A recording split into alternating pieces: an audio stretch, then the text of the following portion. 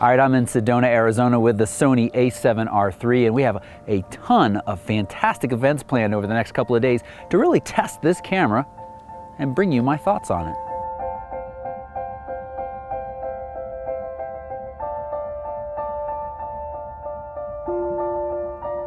All right, so we just finished a fantastic balloon ride here. We're up there shooting with the Sony A7R III, and one of the big differences over the A7R II, and the reason that I'm gonna be upgrading, one of the main reasons, is the usability. This camera is so much more user-friendly, and most of that is due simply to the focus point selector. Being able to move that focus point around quickly and easily, having a dedicated button for it, really makes this camera more usable.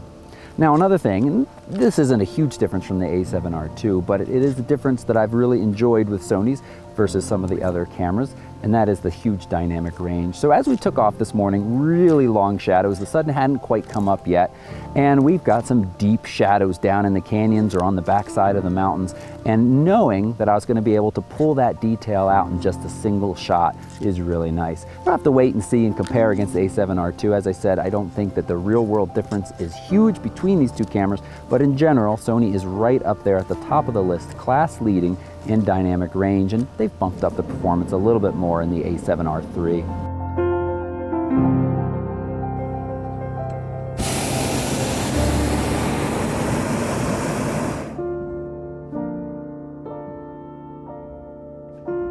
All right, we're now in our afternoon of shooting, and we're got some action happening. Some mountain bikers coming down these beautiful trails here in Sedona. And this is a great test for the autofocus system and to see how that 10 frames per second gives you, being able to capture that decisive moment. So I've noticed that the autofocus system is much more improved over the A7R II. I've got it on continuous autofocus in that flexible expanded spot. It locks onto these mountain bikers coming down the trail, and it does a really good job of tracking them. Along with that 10 frames per second, it gives you the ability to really make sure you nail the moment that you want to capture.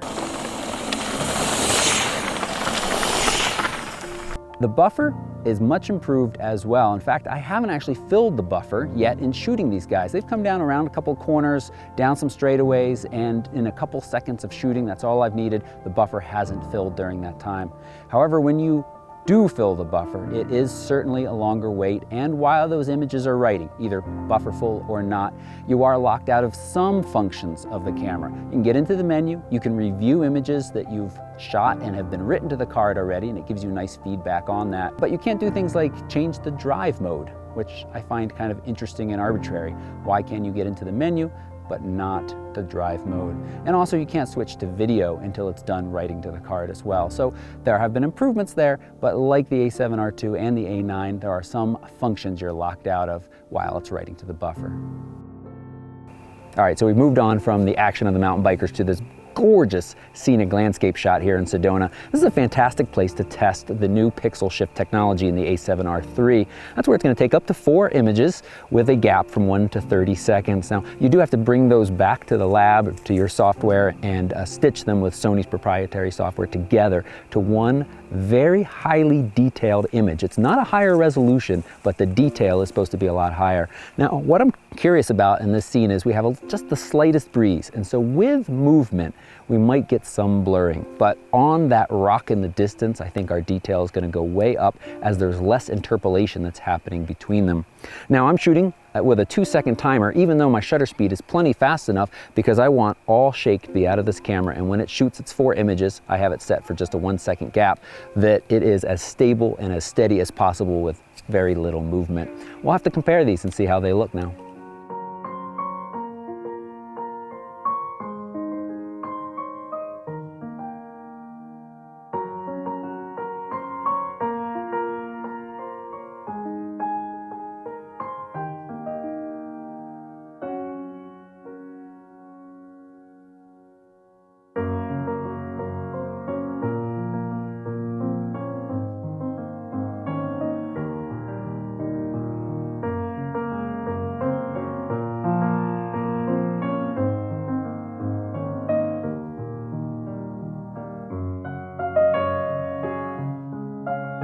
All right, so I was just photographing some birds back in this little scrubby area, and having 10 frames per second completely silently is really nice. It allowed me to get in close. The birds weren't upset, weren't weirded out by the shutter noise.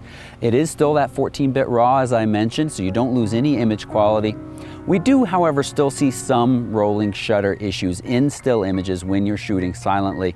So if the birds are flying, birds in flight, I wouldn't use it in those cases, but these guys are just sitting on a branch here and there, and it works really nicely in 10 frames per second silently. It's sweet.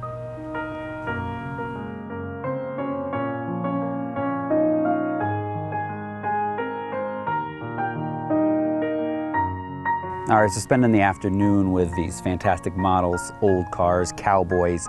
It's a desert Southwest kind of feel to it. Really testing the a7R III's IAF. Now it is supposed to be improved over the a7R II. I am finding it to be improved. It works and locks on even faster and seems more responsive. As eyes come in and out of the frame, that little green box is on there instantly. And what I love is it doesn't matter where in the frame that face or eye is. If I push that button, it'll find it and lock on, and I know my focus is going to be accurate at that point. And that's what you want in a camera. It's like one of the things that you need out of a camera is accurate and reliable autofocus, and I have absolutely no complaints about the a7R III in that regard. Now, I did some side-by-side testing with the a7R II. It seems to be better. Not a huge difference, but it is better. And interestingly, I tested with a Canon 24-70 f2.8 with a Sigma MC11 adapter. That's my favorite adapter to use. And IAF worked just as well on the a7R III as it does with a native Sony FE 24-70 f2.8, that G Master lens.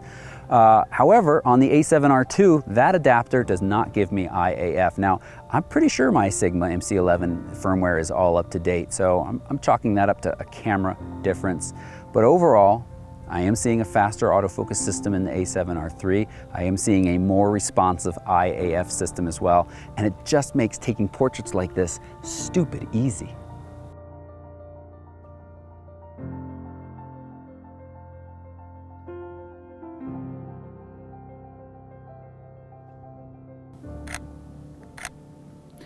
One of the other things that I love about shooting with mirrorless systems, even full frame, is when you put on some of these prime lenses, you suddenly have a very small, compact system, but I'm still shooting 42 megapixels with that lovely sensor in there.